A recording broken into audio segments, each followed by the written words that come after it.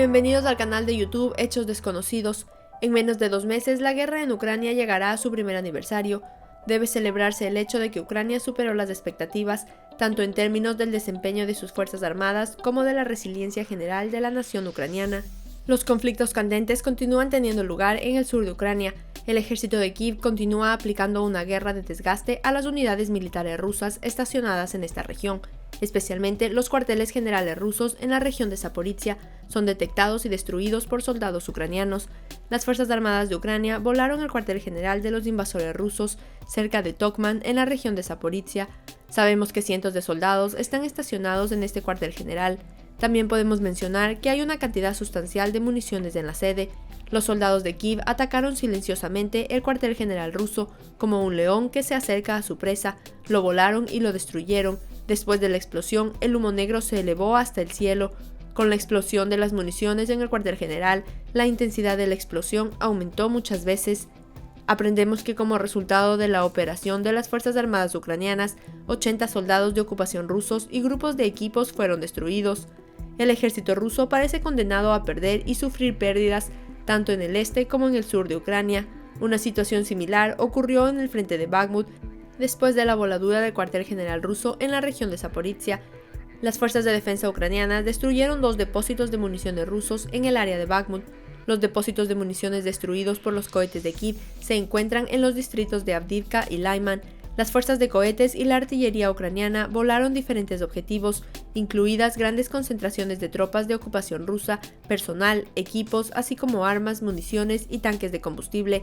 Sin embargo, a pesar de las grandes pérdidas cerca de Bakhmut, el ejército de Moscú continúa atacando las posiciones de las Fuerzas Armadas de Ucrania. Las fuerzas ucranianas y rusas se enfrentaron 22 veces en un día en la ciudad de Bakhmut, en la región de Donbass, en el este de Ucrania. Las fuerzas rusas participaron en este enfrentamiento con más de 238 artillería, sistemas de cohetes de lanzamiento múltiple y tanques. La guerra en Bakhmut lleva meses y ahora Ucrania está muy cerca de su final feliz. Las fuerzas rusas en la región están dirigidas por miembros del grupo Wagner, una notoria unidad paramilitar formada por Yevgeny Prigozhin, un aliado del presidente ruso Vladimir Putin. A pesar de la resistencia de los soldados rusos y la insistencia del conflicto, el Servicio de Guardia de Fronteras de Ucrania entra en soledad en la región de Bakhmut sin temor al fuego ruso. El cuerpo de la Guardia Fronteriza de Ucrania desafió al ejército ruso al compartir esta valiente postura en las plataformas de redes sociales. Los soldados ucranianos que aparecen en el video cerca de Soledad explicaron que las fuerzas rusas habían cambiado de táctica y ahora atacaban a la infantería sin ningún fuego de artillería preparatorio y que las fuerzas ucranianas habían atacado a 15 grupos de infantería rusos a 20 metros de distancia. Este cambio aparentemente en las tácticas indica que las fuerzas rusas en el área de Soledar Bakhmut están intensificando sus intentos de ganar terreno a nivel táctico, pero es poco probable que aseguren un área significativa desde el punto de vista operativo. El gobernador de Donetsk, Pavlo Kirilenko, dijo que más del 60% de Bakhmut fue destruido como resultado de las hostilidades en la región. Según las afirmaciones del gobernador de Donetsk, Kirilenko, los invasores rusos fueron empujados a sus posiciones anteriores, es decir, fueron expulsados de los límites de la ciudad. Por supuesto, detrás de un avance tan exitoso del ejército ucraniano hay municiones importantes. El favorito del inventario de Kiev son los sistemas de armas de alta precisión.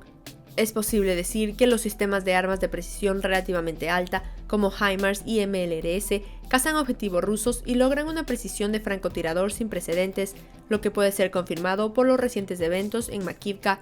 HIMARS está cambiando todo en Ucrania. Destruir cuarteles rusos, volar depósitos de municiones, atacar centros de comando son solo algunas de las cosas que HIMARS ha hecho en Ucrania.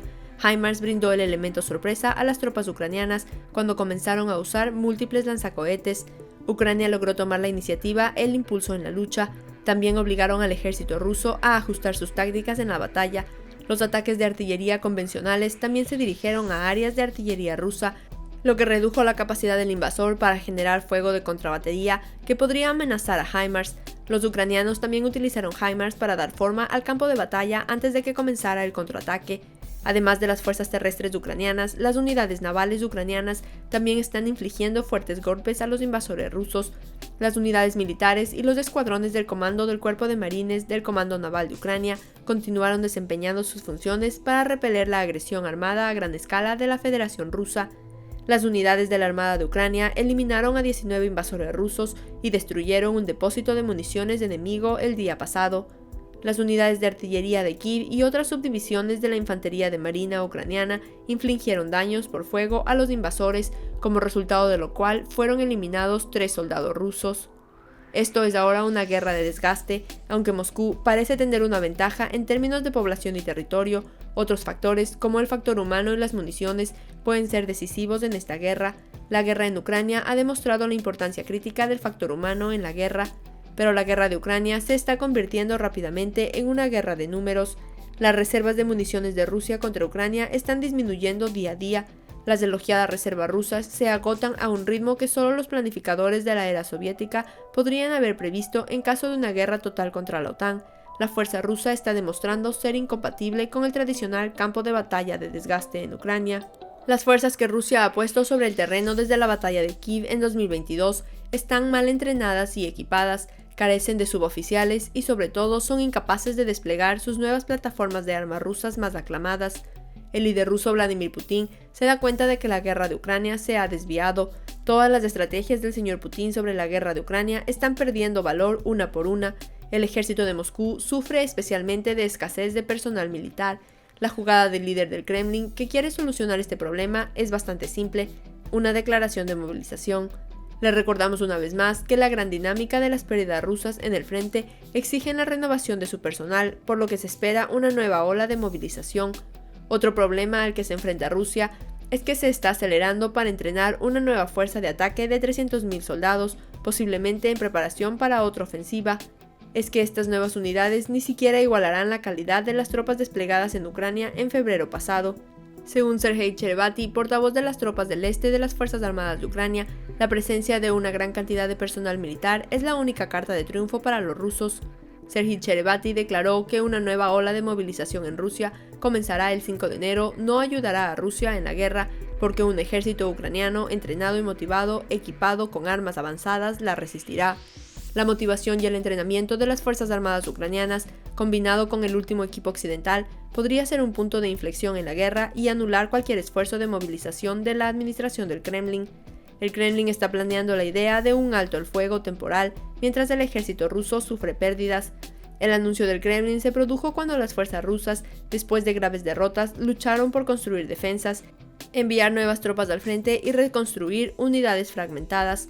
El Kremlin declaró el jueves un alto al fuego de 36 horas en Ucrania para conmemorar la Navidad Ortodoxa Oriental, que será el alto al fuego más grande desde la invasión de Rusia en febrero, pero los líderes de Ucrania rechazaron esta idea como una postura cínica de un enemigo cruel y poco confiable.